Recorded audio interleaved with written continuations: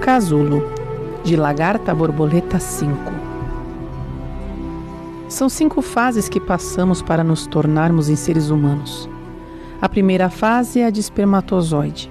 A segunda fase é quando o espermatozoide adentra o óvulo da mulher, que chamamos de zigoto. A terceira fase é a formação do corpo humano dentro do ventre da mulher, que chamamos de embrião.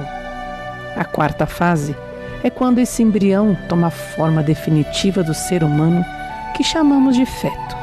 E a quinta fase, logicamente, é quando nascemos, que finalmente chegamos à fase humana. E essas transformações ocorrem com vários seres vivos, como a borboleta, por exemplo, que a primeira fase é a de ovo, a segunda fase é a lagarta ou larva, a terceira fase é a crisálida ou pupa, e a quarta e última fase é a borboleta adulta.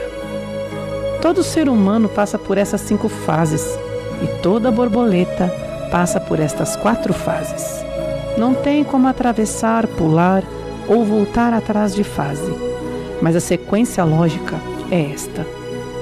Só que no caso do ser humano, essa fase ainda não é definitiva, mas depois da fase humana, entra em outra ordem para seguir adiante com a vida.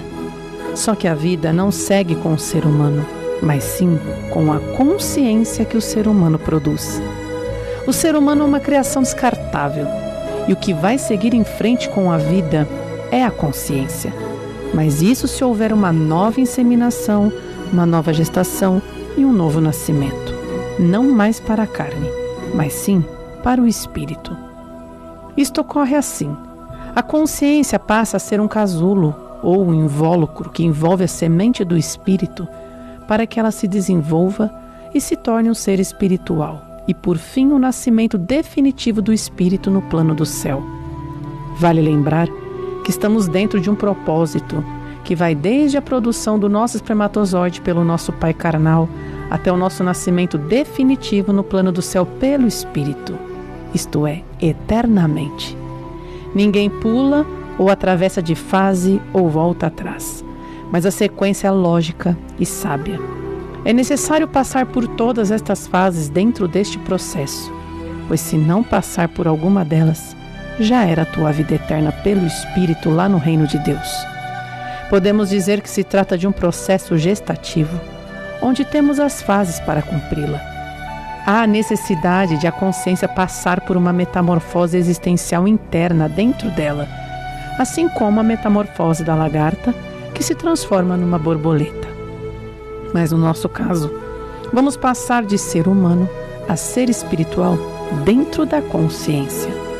O casulo que o ser humano formou para esse processo, assim como o casulo que a lagarta formou para a transformação da borboleta.